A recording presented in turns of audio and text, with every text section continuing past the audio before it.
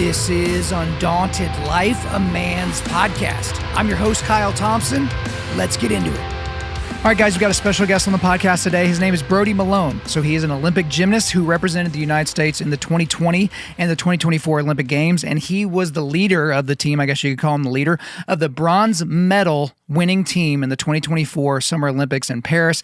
And so I met him earlier this summer. I was down in Louisiana with the Duck Dynasty crew, and he was actually being interviewed in the interview. Him and his father were being interviewed literally right before me. And so I was in there with him, and his dad and two of his brothers were there. And so we got to hang out for a couple of days. It was just great getting to see this guy and getting, to hold the bronze medal and all the different things, and just to see how normal of a guy he was and how he's just, a polite country boy that, he would literally give you the shirt off his back, and not just so that he could show off his, massive biceps and abs and things like that, but just really, really a solid guy. And so in this particular interview, which, we've had planned for so long, it just took us this long to get to it because both of our schedules are insane, but we just talked about what it was like growing up, because he didn't just do gymnastics. He was also doing rodeo and he did baseball.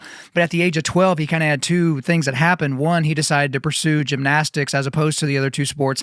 And also his mother died of cancer. And then if you fast forward to the age of 19, his stepmother died of a brain aneurysm. And so he talked about the faith that he saw his father show and, losing his soulmate. And then I guess you could say losing his second soulmate if that's your chosen ideology or phraseology. But also, like, how did that develop his faith? How did it show him resilience and the ability to rely on God and his provision? But then we talked about, okay, what is the track from doing gymnastics to training gymnastics to training to be an elite gymnast, to then training to be an Olympic gymnast, and how it's different for the men and the women here in this country in terms of their tracks in order to end up on the Olympic team. And then, he was a rural Georgia kid, country boy, but then he ends up going to Stanford in Palo Alto to go to school and to compete on their Olympic team, their men's gymnastics team, rather, and kind of the culture shock that he felt from doing those types of things. We talk about the 2020 Tokyo Olympics. So that was the first team that he actually made. But if you remember, because of COVID, they didn't actually compete that year. They competed the very next year, and he actually was preferring that, and so it actually worked out to his benefit. But how, the team finished 5th and he finished 10th in the all-around, but it's his first Olympics. He got that under his belt. But then before we could even talk about the 2024 Paris Olympics, we had to spend some time talking about a competition in Germany in 2023. He was doing a high bar routine, and he kind of slipped off the bar a little bit, and when he landed, I'll let him get into the detail, he destroyed one of his legs. The injuries and the list of things that happened outside of just breaking his leg was absolutely catastrophic. Now, the fact that he's able to even walk normal now is a miracle, much less do what he did, which was to make his way all the way back to competing in the 2024 Olympics. Again, that's where the team took the bronze medal. Obviously, that was one of the big highlights of the Paris Olympics, at least if you're in the United States. We talked about all of that, how they sucked it up in the qualifying round, and how they really got it done in the final round, and what it was like knowing that Japan and China were going to be amazing and we're going to be there, but having this chance at bringing home the first medal for men's, team gymnastics since 2008. And then we get into what he's planning on doing now, because the 2028 Olympics are technically right around the corner. They're going to be in Los Angeles, so here in his home country. And so what are his plans? So you'll have to stick around to get the answers to that. But guys, I really enjoyed my time with Brody. So without further ado, let's get into it. Brody Malone, welcome to Undaunted.Life, a man's podcast. How's it going? Thanks for having me. Yeah, man, it's good to see you again, because you and I were hanging out this summer down with the Duck Dynasty fellas. And I will say this, I was a little mad at you, Brody, because here I am, this is like my 3rd or 4th year in a row going down there. And, hey, I'm the bearded guy with no skin pigment, and so I usually get a lot of attention. But here you come walking in with your bronze medal and your dad and your brothers and all that. And I was just like baloney at that point. And like you and your family were prime rib. So I don't really know if you planned that, but I don't appreciate it, man. I don't appreciate it at all. Yeah, definitely didn't plan for that to happen, but so sorry about that. No, it's all good. I had a great time with you, and we'll get into the bronze medal and all that, but we should probably start small. Let's do a 30,000-foot overview, flyover of your childhood. What was it like growing up, Brody Malone? Yeah, so I was born in East Tennessee, born in Johnson City, and let's see, I was just one of those kids that I had way too much energy, jumping around, doing flips on the couch, stuff like that. So my parents thought it might be a good idea to put me in gymnastics. So when I was 3, they put me in a little local gym in Tennessee. And then after we moved to Georgia when I think I was 5 or 6. So when we moved, we found another local gym. and then I started taking classes there. And then ever since that, I've kind of just kept up with it. I played a lot of other sports when I was younger. Um, Baseball, basketball, soccer. Baseball was my big one. I played baseball till I was about 12, I believe, is when I ended up quitting. And then also a cool one is rodeo. I grew up rodeoing. So both my parents are horse people. My dad rodeoed. My mom rode equestrian. That's kind of how they met and fell in love. So yeah, and then there was a time where somewhere along the way I had to give up rodeoing as much so I could focus a little bit more on gym, but that wasn't until about high school. But yeah, so gym kind of got serious in high school, and I started putting most of my focus and time and effort into that. And then ended up getting a scholarship to go to Stanford. That was a really cool experience. I was on the gymnastics team out there. And then while I was there, I ended up qualifying for my first Olympics, which was the Tokyo Olympics, the COVID Olympics. Yeah. So that was a really cool experience. And then let's see, I just got back from Paris, competing in the 2024 Olympics. So that's kind of, broad overview of a little bit of my career and how I grew up. So. Yeah. Well, guys, I will tell you this. One of the conversations Brody and I had off air was how initially when you did interviews, you weren't really comfortable. It wasn't really like your favorite thing. But literally what you just did on accident is you signposted my entire interview. And now all that I got to do is drop in along the way on the crap you've already told everybody in the audience. Man, it's like you're a pro at this. Look at you. I'm getting a little more used to it. All right. Well, I'm here just in case you revert back into that introverted self. So let's go back. So you're 3 years old. You're starting gymnastics, but yes, you're also doing baseball like a good American young man and rodeo like a good American young man. But what made you say, okay, I'm going to pick gymnastics? Because that's the conversation, Brody, that I've had with a lot of people about my sons, because I have a 4-year-old and a 2-year-old, and they're going to be required to play sports, but we're not going to pick the sports. Like they're not going to play football because I don't want my 18-year-old to have CTE or something like that. But they can play whatever they want, but they've got to be active. And we're not going to do this thing where, hey, you're 6 years old and you look like you're pretty good at wrestling, so we're only going to do wrestling. It's like, no. Like at a certain point, maybe you start to specialize because you're, really interested in a particular sport, or you're really, really, really good at a particular sport. But my understanding is you were a really good baseball player as well, really good second baseman, but you also had some promise in gymnastics. But what kind of made you say, no, we're just going to go the gymnastics route? Yeah. And I don't think there's one particular thing that really made me do it. I was 12 years old at the time, so I didn't really know much about making big life decisions like that, but it ended up being a big life decision. And I love baseball so much. I love the team aspect of it. My dad was a baseball player growing up, so he was he was my coach. And I loved doing that with him. But when the time came down to it, when I had to make that decision, again, I was 12 years old, so I don't really know exactly what went into it. I just felt like I needed to do gymnastics. And that was, I guess, God's way of just like nudging me in the right direction, Okay. It's interesting you bring up that age, because I knew that was the age when you kind of broke off and started to really chase the gymnastics dream. And again, at 12, you don't really know what that is. But also, I know this is a somber note, but you've talked about it a lot. But at the age of 12, you lost your mom to cancer. Yeah. And, obviously that's a formative thing in any young man's life when you lose a parent, especially a parent that you loved, because it's obvious that you loved your mom. And then, if you fast forward to the age of 19, you lose your stepmother. I think she had a brain aneurysm or something like that. Yes, and so these very, very important women in your life and to your father, and obviously just watching you, your brothers, and your father, it's very clear that the Malone men are close to one another and have a deep and abiding respect for one another. But just kind of take me through that, because you're 12 years old, you lose mom. It could seem it's one of those core time periods, because you're like preteen, right? And you're getting into your teenage years. You're about to develop into what a man is, and now all of a sudden you don't have mom. Just take me through that. Yeah. That was definitely one of the hardest times in my life, especially not just for me. I was 12, and that's really young, but I'm the oldest of 4. So, I've got a brother that's 2 years younger than me, a brother that's 4 years younger than me, or no, 6 years younger than me. And then a sister who is 2 years younger than him. So we had a pretty wide range of ages there. So kind of what was going through my head. And I mean, again, I was 12 when this happened, but I really just turned and looked to my dad and was like, what's he doing and what can I do to help? Because I mean, here he's lost his everything, his wife, his soulmate. And I mean, she was my mom, but he was, I really looked to him to see how he would handle it and what I could do to help.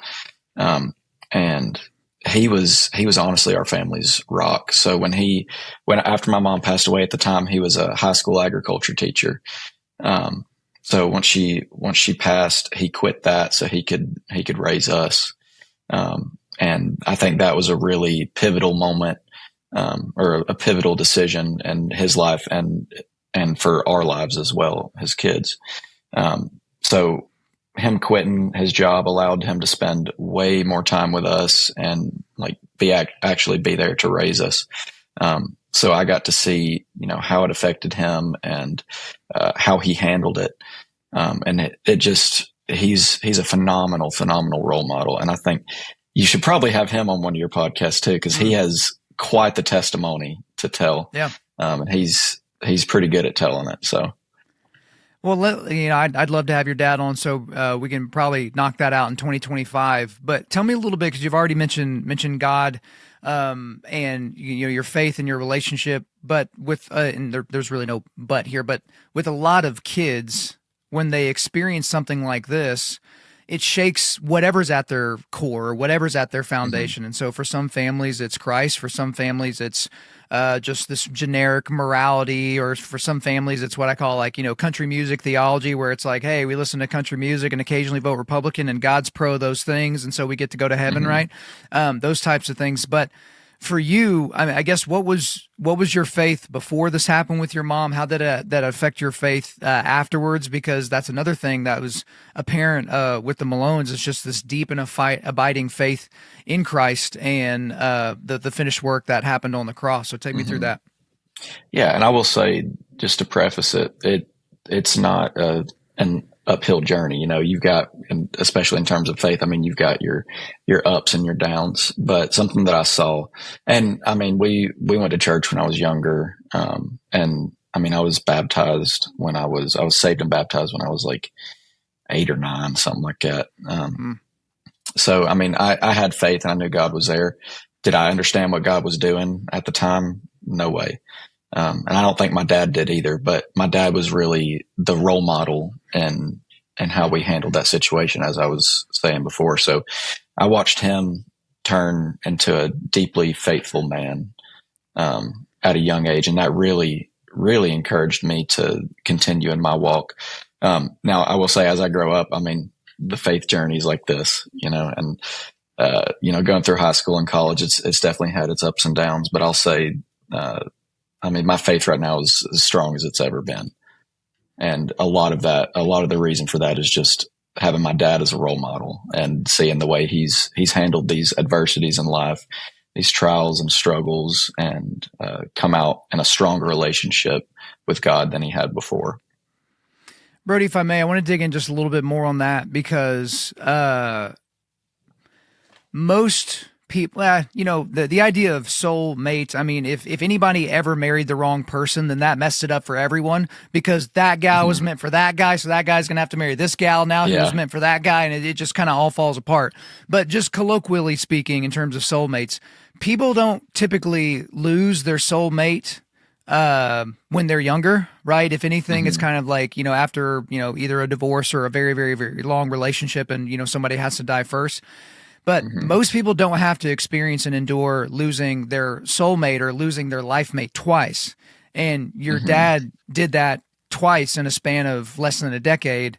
And so, I mean, dude, there are strong dudes, right? And, strong doesn't just mean, deadlift and bicep curls. Like strong is like an internal constitution of resilience. And I'm going to get through this and I'm going to grit my way through this. And obviously you can't really do rodeo if you don't have some of that natural toughness and things like that. But like, what did you witness? Because you're 12, so you're not, an adult, but you know some things. But then when you're 19, you're an adult and you do know a whole lot more. Tell me what that was like, just watching your dad go through that now and kind of seeing like what that does to him. Yeah. I mean, it was a very big difference, between what I noticed when I was 12 and when I was 19. I mean, when I was that young, when I was 12, I mean, I'm sure he did a really good job of hiding certain things from not just me, but the rest of my siblings as well. So to not affect us as much. But when I was 19 and that happened, I got to see a more real side of it, I would say. Cause when I was 19, I'd just gone off to college. Me and my dad, I literally talked to him every day on the phone. I mean, we're a very, very close family and we got very close after my mom passed away. So going from just like seeing, his progression of his faith and then, seeing, her name was Lynn, or my stepmom, pass away, and seeing how that affected him was just, I got to see a much more real and raw side of it, I would say. And I mean, he was in pain, he was hurting. But again, this was another opportunity in his life that he used to turn to the Lord. And I saw his faith. I mean, he was someone in pain, and a lot of times that's when we go to God the most and give God our most, is when we're in pain like that. So I saw that firsthand, and it was, we were all hurting, but it really strengthened, our relationship, my relationship with my dad, our relationship with our family. And, ultimately it strengthened, my relationship with God, seeing how much he leaned on God. I appreciate letting us go into that a little bit, because throughout our lives, we're going to go through different tests of our faith. And it's how you embrace those. And as my good buddy, Pastor Joby Martin out of Florida says, like, if you try to fight the devil in the dark, you're going to get your butt kicked. Like, that's where he lives. That's where he operates. And the more you go towards the dark, the more you go towards isolation, and the less you rely and depend on God, the more you're going to be getting your butt kicked. And that's not a fun feeling.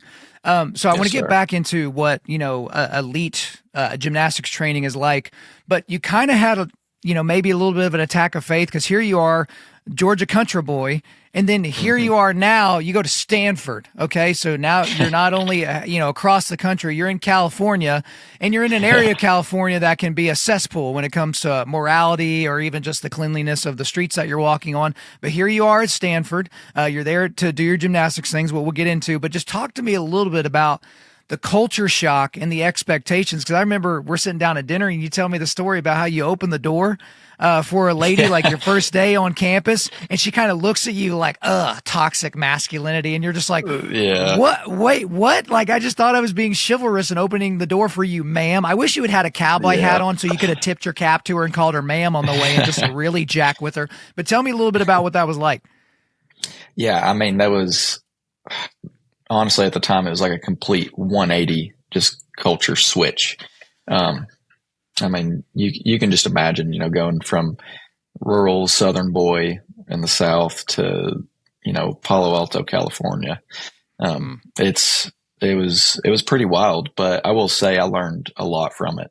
But yeah, the story you're talking about, I was, walking into the dining hall, and it was a lady and her two kids. And I held the door open for her two kids. Her two kids went in, and then she went in, and she didn't even look at me. And I was like, you don't do something and like having the expectation to be thanked for it or be praised for it. But I was just like, wow, because I'd never had anything happen like that to me before. So I called my dad immediately. I was like, Dad, you're never going to guess what just happened. Yeah. I was like, I held the door open for this lady and her kids, and she didn't even look at me. And he goes, well, son, you don't do nothing. You don't do anything in life to be thanked for it. I was like, yeah, you're right. You're right. But I was just so shocked. And then the one that got me the most, I was actually having a conversation with one of my professors one day. And I was talking to him. I kept saying, yes, sir. No, sir. And I was in the middle of one of my sentences and he goes, Brody, stop. You do not have to call me sir. This is California. Oh man. I was like, oh my goodness. But yeah, I mean, it was like just that kind of thing. It's just a much different culture. And it was very, very much a shock to me. But I will say over the 4 years, I did get used to it a little bit more. But yeah, I am happy to report that even when you met me, and I'm not that much older than you called me sir a bunch, so much so that I wanted to be like, hey, Brody, we're in Louisiana. You don't have to keep calling me sir. But hey, I'm glad that you didn't drop that off entirely. Okay. So now we need to get into the whole world of gymnastics because, again, gymnastics is one of those sports that for a lot of people, they don't even pay attention to it except for once every 4 years. But then whenever they pay attention to it, they're like all in and it's just crazy. Yeah. But for me as an athlete, just seeing the things that you guys are able to do, it just kind of boggles the mind. Like I don't watch what you guys do and think to myself, oh, that looks easy. I know better than a lot of these guys that look at that. I'm like, oh, I could run and flip and do all that dumb crap.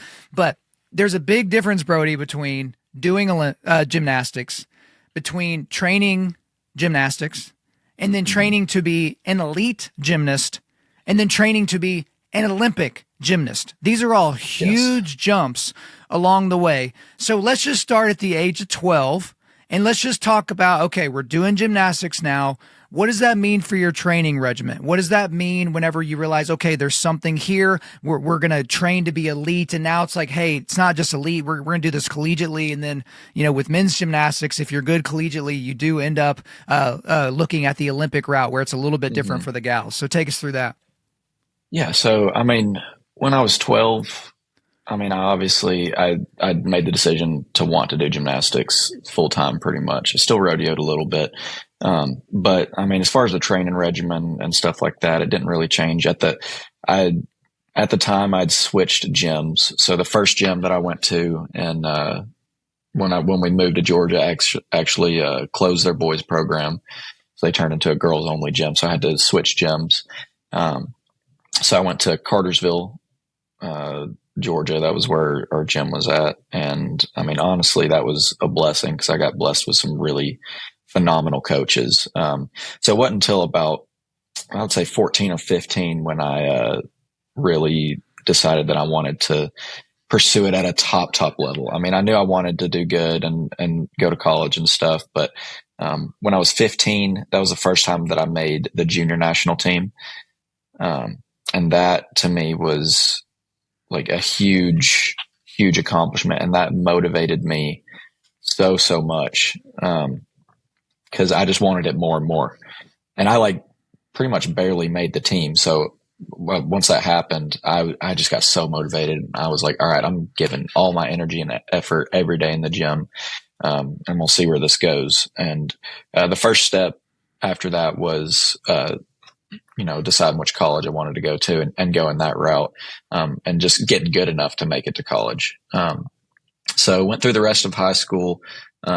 I had decided, I had told myself that, I wanted to go to the Olympics. At the time, I probably didn't really understand exactly what all that would entail. I just knew I kind of wanted to do it. So, and the best route for guys in the United States is to go through the NCAA route. So I knew I wanted to go to college. By the time that came around, I scheduled 5 official visits. My first one was Penn State. My second one was Iowa. Stanford was number 3. And then I had Ohio State and Air Force planned after that, I think. But, actually when I went on my Stanford visit, right before I got on the plane to go there, the coach called me and he was like, hey, just want to let you know your application got accepted and you've been accepted into the school. You've been admitted. And, so at that point I was kind of like, oh, well, Stanford's really hard to get into. I don't think most people understand the acceptance rate is ridiculously low, but they don't at Stanford. You can't just, put a gold star by an athlete's name and expect to get in. You still have to show, the academic side of things. It's not like other schools. So I was like, okay, I just got into Stanford, as long as this trip goes pretty good, there's no reason I shouldn't go there. So I went on the trip, met the coaches and the team, toured campus, did the whole thing. I loved the coaches. I loved the team. I meshed well with the guys. I really appreciated the training plan that they had set up there. It was very thought out. So I was like, yeah, if it'd be pretty dumb if I didn't go here. So, I accepted it and ended up going to Stanford. And, the rest after that is kind of, I mean, that was a huge dramatic change from the culture shock to, moving away from home. I mean, I'm someone who, as soon as I got there, I was homesick. I'm very dependent on my family. So that was a whole thing. And then taking on this new training load, it just opened my mind so much because it was so much different than what I was doing. Everything was super, super structured, and there's a method to it. So a lot of my freshman year was figuring out, learning how to train properly, how to cycle properly, and, getting bigger skills that would make me competitive enough to be in the Olympics. So, it was definitely a whirlwind of stuff to get there. But once I got there, it all started falling into place. And guys, when he says cycle, he does not mean Tranabol or any other illicit steroids, guys. Just, hey, we got some haggard knuckle draggers in this audience. So I just had to make sure that they knew you guys weren't on all the roids on the planet. Train and cycle. Training cycles, guys, because you want to peak during competition time, not 2 weeks before. That's what he's talking about. Yeah. But I do want to talk just briefly about kind of the difference between the tracks for male gymnasts and female gymnasts. Because one thing you told me that was interesting that I just didn't know is you said, look, if you're an elite male gymnast, you go the collegiate route, which leads to the Olympic route, but that's not the same for the female gymnasts. So there's a lot more money and a lot more backing for women's gymnastics in America, and perhaps you can get into some of those reasons if you'd like. But if you are, and I don't want to be derisive in any way, because if you're a collegiate gymnast of any stripe, male or female, like you're a tremendous athlete, but you don't really see, people that are at a women's gymnastics program in college going on to the Olympics. That's not really their track. It's a different tier of athlete for the females that goes the Olympic route versus the collegiate route. So tell us a little bit about those differences. Yeah. And I will say it is starting to change on the women's side. So a lot of the girls who went to the Olympics in Paris were actually a part of college teams. So, and that's something that we haven't seen in the past. But I would say the main factor that went into that in the past was just different ages of peaking. So girls will peak a lot younger than guys will. So, I mean, the average age for a male gymnast in the Olympics, I mean, they're probably like mid-20s. And you've got some into their late 20s and even early 30s that are still going. So that's just kind of, and it's just more of a strength thing. So, I mean, you don't really start developing your strength until like your actual strength until you get into your 20s. I mean, of course you're going to be strong, but we call it your man strength. That's right. I mean, I was strong when I was in high school, but once I got into college and I was, 21, 22, I felt I was way stronger than I was when I first came in. But for women, they just peak a lot sooner. Their bodies are different than ours. So it's just different. And especially this past quad, we've seen a lot more girls who have, gone the collegiate route and also still done the elite track. So part of the reason it's so different is because, college women's gymnastics is completely different than women's elite gymnastics. And then for men, it's the opposite. For men, we do the same in college. We do the same thing that we do in elite. So it's the same, code of points, same scoring system, everything. So basically we can use the NCAA season to train and prepare for elite competition and, make a national team and for international competitions. For women, they're on a 10-0 system in college, the famous 10-0 system. And then, for elite, they do a similar scoring system to ours. Well, you'll see girls score anywhere from like a 12 to a 15 if you're Simone Biles, So that's part of the reason why it's different for girls, because for college, they're training, different routines and different skills. And then for elite, there's a lot more skills in their routine. And you're typically doing a lot harder skills so that you're more competitive on an international scale. Cause you don't just have to get to a 10-0 start value. You have to go higher than that. So yeah, it's a little bit different, but we have seen it shift more towards girls who are doing college and elite. Hey guys, real quick. A consistent question that I am asked is, Kyle, what is your diet? People want to know if I'm tracking macros or if I'm doing keto or something like that, but I track one thing. I try to get 1 gram of high quality protein for every pound of body weight. And so for me, I eat red meat every single day. Pretty much for lunch, I eat a pound of red meat every single day to get over 100 grams of high quality protein. And guys, I want you to be able to get the same thing for you and your diet. That's why I want you to use the official beef delivery partner of Undaunted.Life, and that's Primal Beef. Primal Beef is a cattle operation owned and operated by Sean Glass. He's a retired Navy SEAL that partnered with Jocko Willink, yes, that Jocko Willink, to launch Primal Beef. So what makes Primal Beef different from the other beef delivery companies? It's a combo of the following. It's all American Black Angus cattle. The beef comes from one farm, and that's in Virginia's Shenandoah Valley. The beef is all natural, no hormones ever, no antibiotics ever, no mRNA ever. After slaughter, the entire carcass is dry aged and then hand cut by artisan butchers and then flash frozen to ensure that it maintains tenderness, marbling, and flavor. And here's another cool thing. For every box sold, Primal Beef donates meat directly to a member of America's Special Operations Forces through the C4 Foundation. So you can take pride in knowing that your purchase will help put literal food on the table for America's finest warriors. Are you salivating yet? If not, it's probably because you're a vegan. Stave off veganism and try Primal Beef out today by going to www.primalbeef.com. That's primalbeef.com. Use the promo code Kyle to get $25 off of your first order. Again, that's primalbeef.com, promo code Kyle to get $25 off your first order. All right. So I appreciate getting into that detail, and we'll get into your first Olympics here in just a second, but you mentioned Simone Biles. So I'd be remiss if I didn't at least ask the question, because here's the thing that makes no sense to dummies like me that have never done gymnastics, that have never, really done any of those things. Like, I discovered I could do backflips in college, but we're talking like get a really good running start and then do like one standing back or something like that. It doesn't make sense, Brody. When you watch her, it looks like CGI. It doesn't make sense that something so small, because when you see her next to other people, you're like, oh my gosh, like she's almost legally a midget. Like this is kind of crazy. But like, and again, I know some people have some quibbles with some of her political stances and crap. She said, I don't care about any of that right now. Like, just athletically speaking, help me understand how she's able to be that much better. Because when I watch baseball, we're both baseball guys. When you're watching a guy like Shohei Ohtani, it doesn't make sense. Like, how can you be the best hitter in baseball and a top 10 pitcher in baseball? That doesn't make any sense. We don't see that.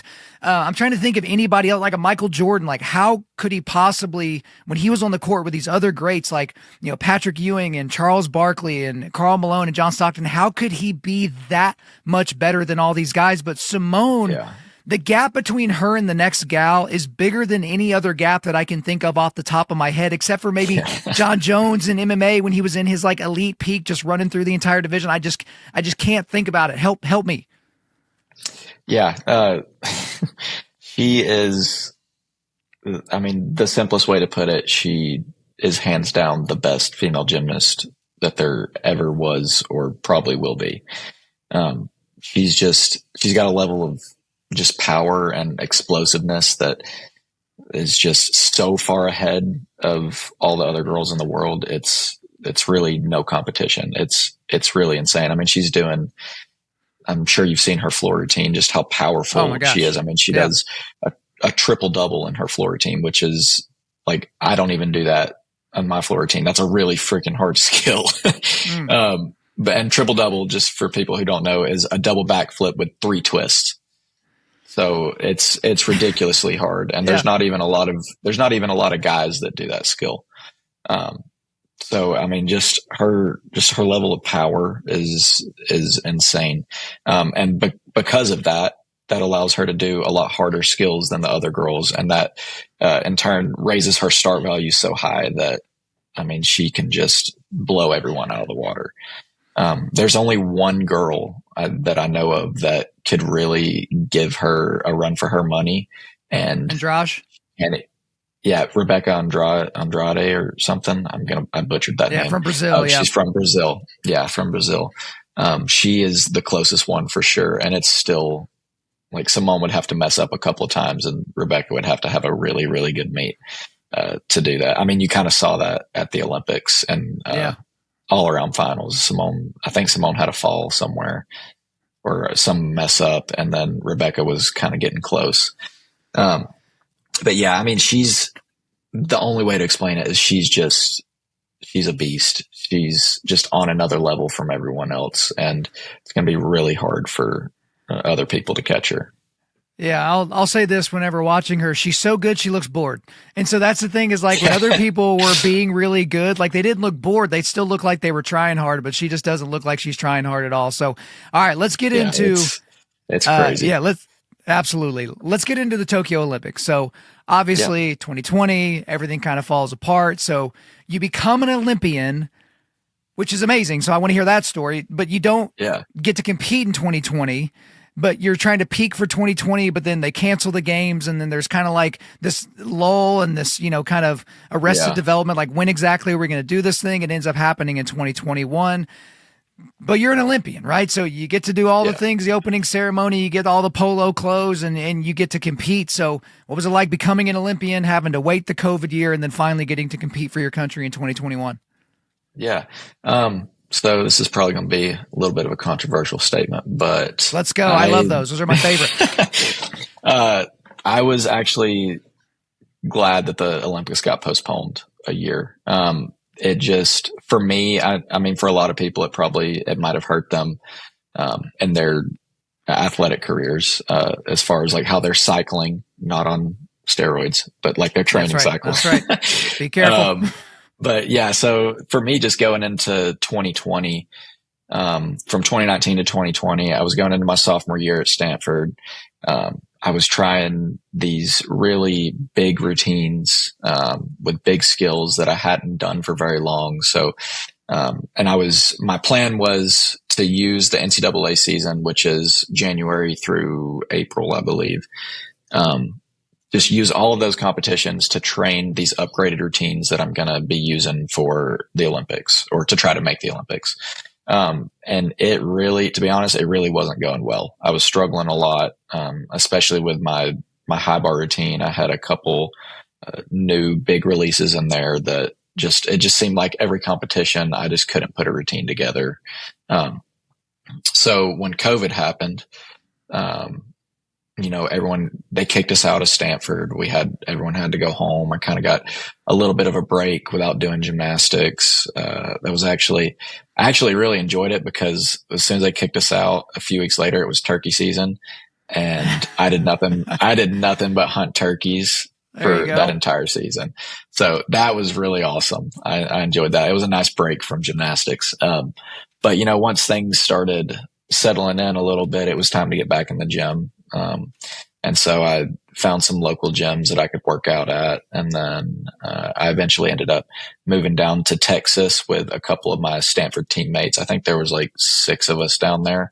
We all just decided, hey, we're going to go to this gym in Texas and just be together and train together. Cause that's a huge part of being successful in a sport is having people around you that are like-minded and have the same goals.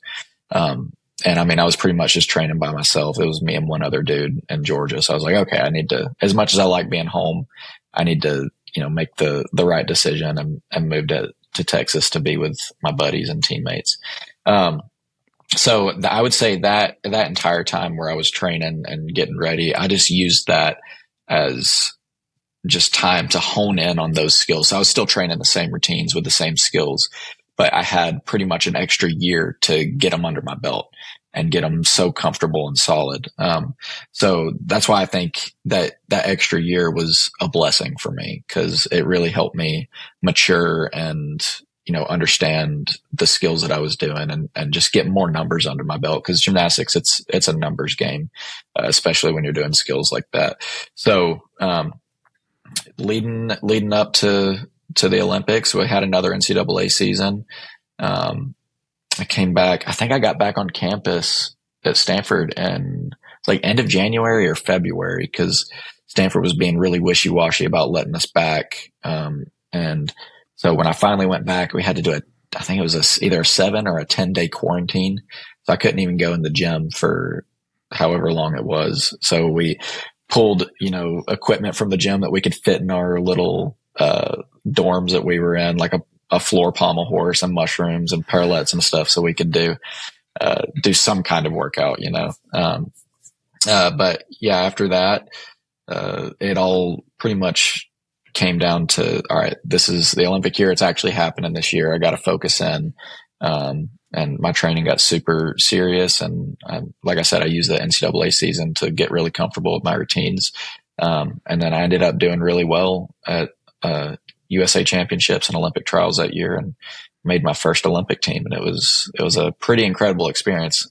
I mean, going from, a little boy, 13, 14 years old, being like, oh, I want to go to the Olympics and, not really understanding exactly what all that entails to going through that whole experience and finally, having it come to fruition it was pretty incredible.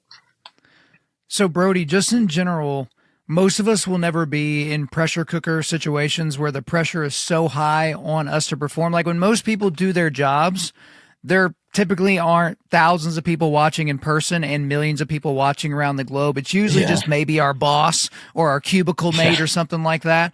And so, but we've all had different times where, it's usually in an athletic thing. Like I know whenever I compete in jiu-jitsu, it's like, crap, there's a ton of pressure to perform because you want to do well for your coaches. You don't want your family to watch you get smoked by another human being, like all those different things. But just describe the pressure because, at the Tokyo Olympics, the team finished 5th. I think you finished 10th in the all around or something like that. And so, you got your first Olympics under your belt, but just describe oh crap, I'm about to do my first Olympic thing. I've got the rings on my uniform along with the flag of my country. Holy crap. How did I end up here? How do you deal with the pressure? Yeah. I mean, that's something that any athlete has to be able to prepare for, especially elite athletes. It's just a mindset and it's there's a mentality behind it and there's a mental approach. For me, my mental approach to any competition, whether it's the Olympics or even if I'm just doing a practice, competition in my home gym, I try to put myself in the moment and, it's just one routine at a time. That's all I think about. And then you can break it down even further. I mean, our routines in gymnastics have 10 skills in them. So one skill at a time. So when I'm going up to an event, I'm focusing on, okay, I'm going to salute my hand to this judge, start my routine. What's my first skill? And then I go to that and then it's just muscle memory after that. And that really helps me stay focused and stay in the moment. 'Cause one thing I've learned, and I kind of learned the hard way, is if you take yourself outside of the moment and you start thinking about outcomes or you start thinking about the competition you're at, like, oh my gosh, this is the Olympic Games. Like I'm competing in front of, thousands of people or millions of people are watching me back home. I'm representing my country on the highest stage. That's when you start getting out of your zone. So for me, I always like to bring it back down to this is a business trip. Like I'm here. I have plenty of faith and trust in myself and my coaches and how I've trained to get here. It's just another routine. So I'm going to go and do it and I'll worry about all the external stuff later. So it's really just about dumbing it down to its most simplest form. So for me, that's just telling myself this is just another routine. I'm saluting my hand right now and there's no difference in this routine that I'm doing right now and one that I've done, the same one that I've done 100 times back home in the gym. It's the same exact thing. So that's kind of my mental approach to it. And that's definitely been what has helped me the most. All right. Very good. Well, now we need to fast forward to 2023. So this is the prep year for the 2024 Paris Olympics. And here you are at the World Championships in Germany. All things considered, you're one. Go ahead. Not a World Championships. Not World Championships. Sorry, I'll correct you there. Yeah, no. Please. It was just a team competition that happens every year in Germany. So this was in March of 2023. World Championships happened later that year, and it was October, November, something like that. Okay, my apologies. I appreciate the correction. It was no, you're good. I just wanted to make sure. Yeah, not Worlds, but it was still a team competition. So All right, so let's go back to that team competition. It's an important competition nonetheless, year before the Olympics. Yes. I guess when you take all things into consideration, you are one of the best male gymnasts, certainly in our country, but in the world at this time. You're trying to make sure that you're cycling and peaking and all those different things. And you've got a high bar routine. And in the process of the dismount, you suffer what, for anybody, Brody, is not only a life-altering injury, but a career-ending injury, certainly for a gymnast. And so it's an injury that I've never heard of, which, again, for as much as I follow men's gymnastics. But take us through what was going on with this high bar routine, what you were attempting to do, and then what ended up happening. Yeah. So to preface it a little bit, this was a really cool competition because it was my first international competition back since 2022 World Championships. So I was at 2022 World Championships, and that's where I won gold on high bar. And so one of my biggest competitors who actually won high bar at the Olympics in Tokyo, he's a Japanese gymnast. His name is Daiki Hashimoto. So I think he placed second or third at 2022 Worlds.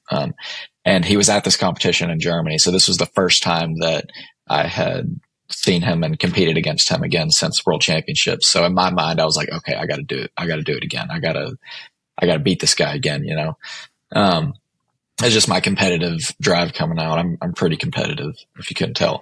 But yeah, so first competition back, seeing him, we had the team competition and we were moving into event finals. So I made high bar event finals.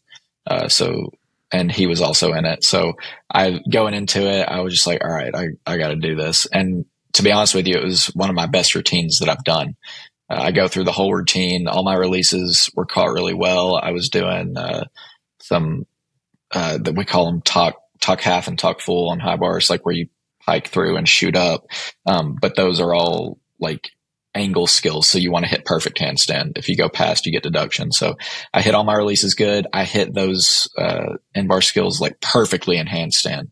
It was a really good routine. And then I wind up for my dismount. And when I tap through the bottom, my left grip just kind of slips off the bar and I go, I'm in the air and I'm doing like a double back flip with a half twist. And in my mind, I'm like, I can still land this and beat this guy. Like, I know I've slipped off. I know I messed up. I don't really know where I'm at in the air. Like, I have a general clue, but in my mind, I'm like, I got to land this. I got to land this so I can beat him. I can still do it. And well, I did not land it. I took a pretty nasty fall, dislocated my knee, fractured. It was a tibial plateau fracture, which is where like your knee joins between your femur and your tibia and fibula. And like, I basically just chipped a whole piece of my tibia off. Had a lot of cartilage damage, torn meniscus, torn LCL, partially torn PCL, and posterior lateral corner, which is like the back part of your hamstring that was also torn. So it was a pretty egregious injury. But at the time when it happened, I had no idea what had happened. Obviously, I just know I fell and my knee hurt really bad. But the one thing that really stands out to me is like, as soon as it happened, I was like, I was laying on the ground. I was in a lot of pain. I was like, in my head, I was like, why, God? Like, why is this happening? We're, a little over a year out from the Olympics. And I mean, I just prayed to him. And then I came to this realization and I had this peace come over me. And I was like, I just came to the understanding that, God's got this. God's going to use this as something to glorify him. Whether that be through my platform or through my performances going on or through my rehab. Like, I didn't know at the time, but I felt a peace about it. I mean, I was still, upset that it happened, but I knew it was part of God's plan. So the number one verse that I thought of and have used this throughout my recovery has been, I got it right here. I'm going to read it so I don't butcher it. It's James 1, 2-4. It says, "Consider it a great joy, my brothers and sisters, whenever you experience various trials, because you know that the testing of your faith produces endurance. and let that endurance have its full effect so that you may be mature and complete, lacking nothing.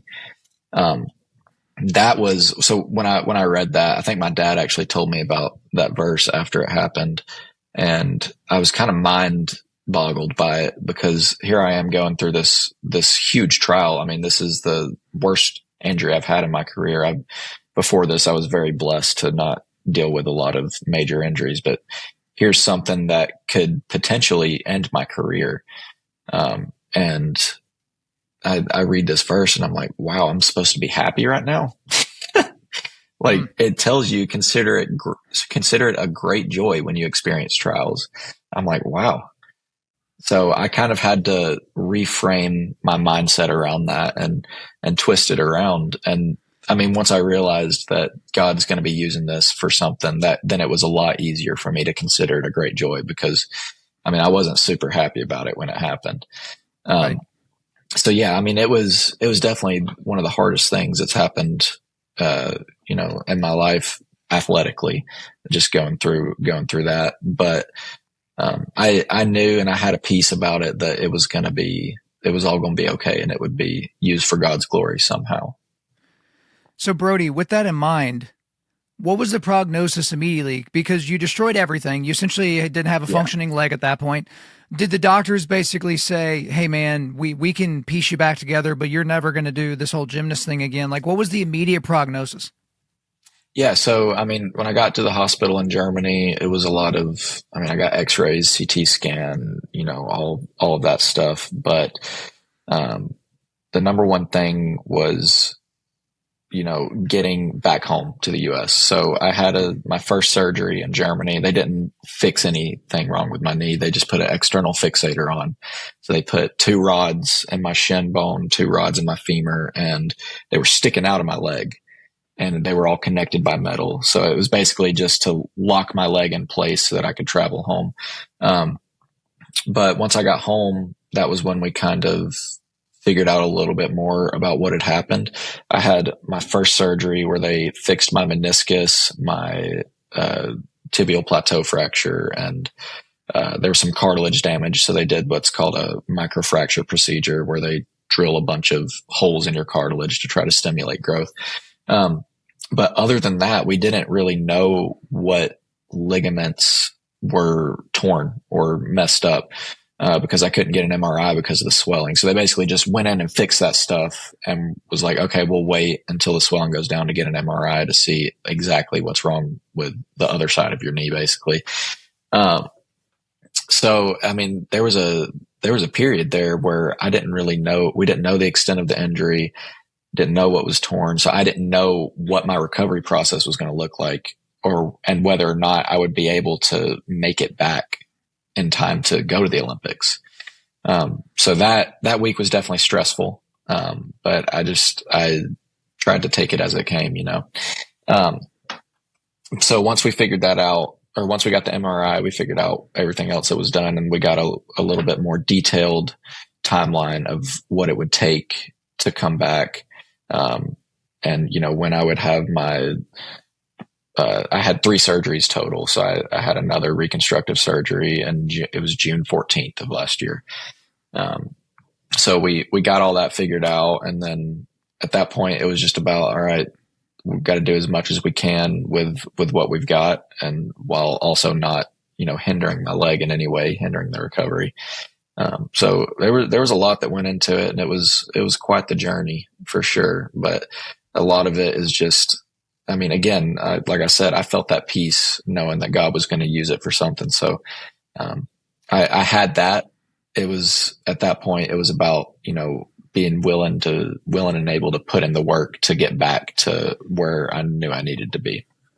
So you certainly put in the work. Obviously, if you looked at the episode artwork for this episode, or if you paid attention to anything in sports in the last year or so, you kind of know where this ends up, and we're going to get there. But I want to know, what was it like in your first competition back? Okay. Because where you're like, okay, I feel good. Like, you're never going to feel the same, but you feel good. But now we're competing again. And you know what? Actually, let's make it even more specific.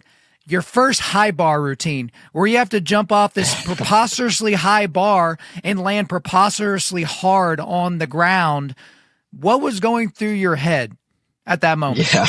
Uh, First high bar routine back was a lot later than my first competition back.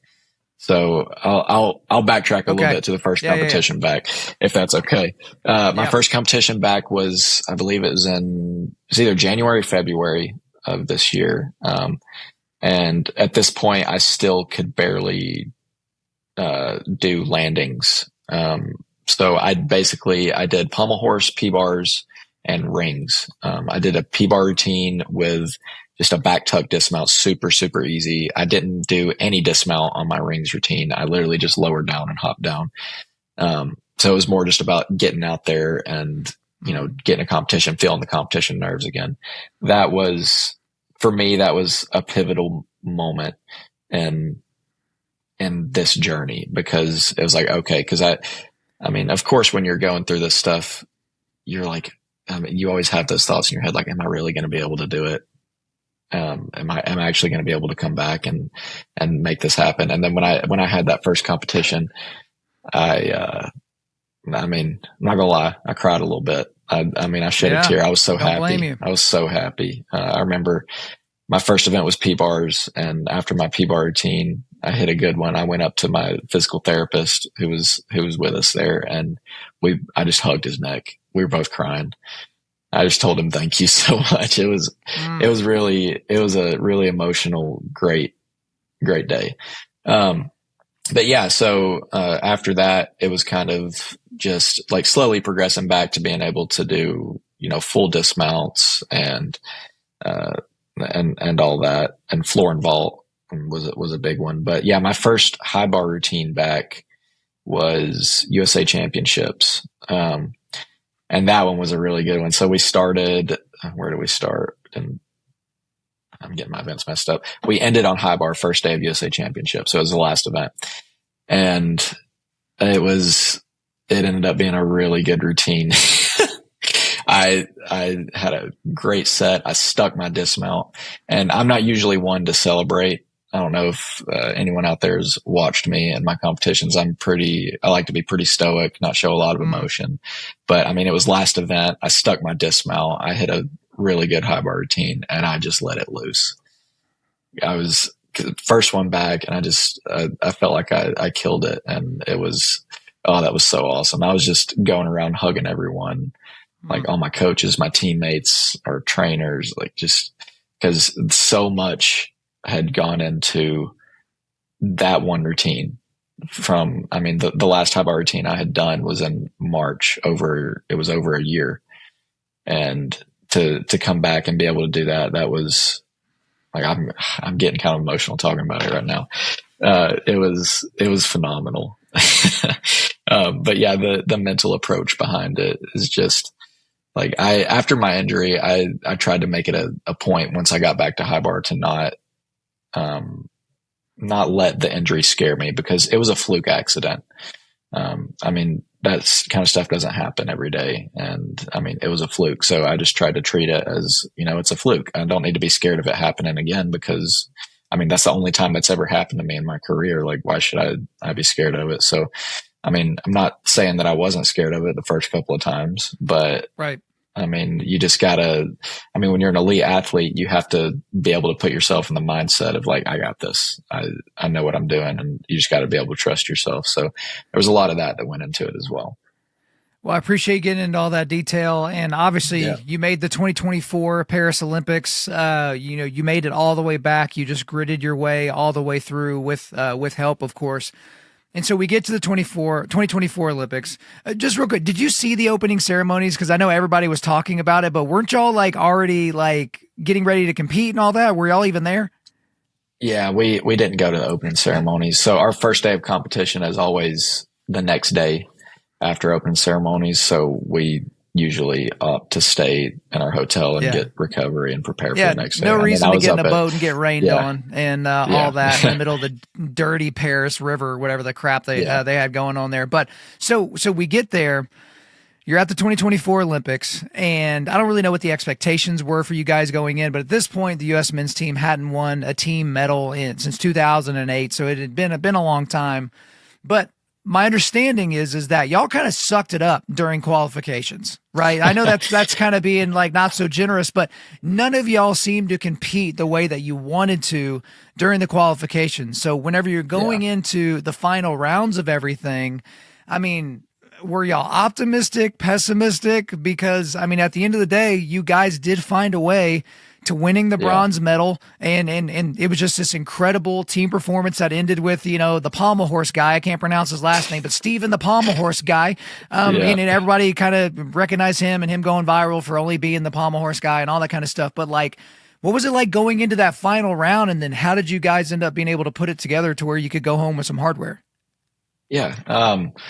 I mean, yeah, definitely the first day of competition was not good. That's probably the worst competition that I personally have ever had. I mean, there were definitely highlights for the other guys, but, I mean, first day, and we knew this going into it. I mean, we're all going to be nervous. I was the only one who had been a previous Olympian. And Tokyo Olympics were way different than Paris. So I still feel like Paris was my first real Olympics. But yeah, I mean, we knew going into it, we came in with the expectation that there were going to be mistakes. There was going to be a lot of nerves coming into play. So we really just used the first day to get the nerves out, understand what it's like to compete in that arena. And just, we kind of went in with that approach. And you know, for me especially, it was not a very good day. Like I said, worst competition of my life. So it was a pretty uncharacteristic performance, and I was very unhappy with it. So I kind of we had a day in between competitions. I used that day to kind of reset, went back into the gym, reset some of my, basics, my gymnastics foundation, switched some things around, tweaked some things, and so that I could do what I needed to do for the team for team finals. But I'll say going into team finals, we were all I would say we were very optimistic for sure. This was the first time and first time in a while that we truly felt that we would be able to come home with a medal. So just a little bit of background in the Tokyo Olympics, Russia was still competing. So the top three men's gymnastics countries are China, Russia, Japan. And they are just on another level. And kind of in Tokyo, I mean, I hate to say it, but we kind of knew we weren't in medal contention just because those three countries were so good. We would have needed them to mess up a lot to have a chance at the medal. But going into this one, it's a completely different mindset because you know that you can come home with a medal because Russia wasn't there. So it was between, I would say, Great Britain, Ukraine had a really strong team, and then us. So we knew going into it that we had a chance. And I mean, obviously that adds extra nerves. But our mindset going into it was treat it just like an NCAA championships. Cause I think the cool thing about, our team at the Olympics is we had all been through NCAA programs, and we'd all competed at an NCAA championships. And it's really different competing for a team. And that's what NCAA teaches you. So like gymnastics, when you're growing up, is a pretty individual sport. You're pretty much only doing it for yourself. But when you go to college, it's a team. It's not just individual anymore. So going through that really teaches you how to, work for a team and how to perform and compete well for a team. So that was our mindset. We're like, okay, let's treat it just like an NCAA championships. Let's go in there. Let's hit this. Let's do these routines for one another. Let's do it for our country and just have fun with it and see what happens. And we ended up going 18 for 18 routines, which never happens. Like that hardly ever happens. We had 100% hit rate. And that was the most fun competition that I have ever been a part of, hands down. Because I mean, just the way the crowd got involved with us, the way we were feeding off of each other's energy, it was crazy. I don't know how much of the in-between time they showed on TV, but between every event, as we were rotating, the whole crowd was cheering Team USA. Yeah. And I just remember looking at the guys. I'm like, oh my gosh, we're in Europe right now. We're not even in the US, and it's like literally everyone in there is cheering for us. It was incredible. So that helped us like hone in and uh, perform better, honestly. And we were feeding off of each other's energy. We were just hitting routine after routine after routine after routine. And, I mean, it all came down to pommel horse. And Paul Judah was up first. I was up second. After I hit my routine, I was like, it's over. Steve's got this. Cause Steven literally only does pommel horse, and he's phenomenal at it.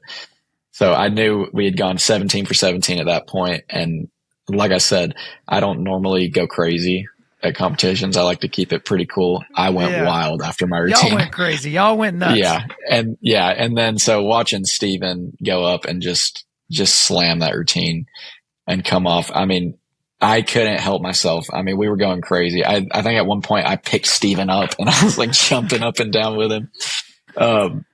So yeah, I mean, it was it's like one of those things you read stories about, you know, all the stars align and everyone hits their routines perfectly, and it ends up working out.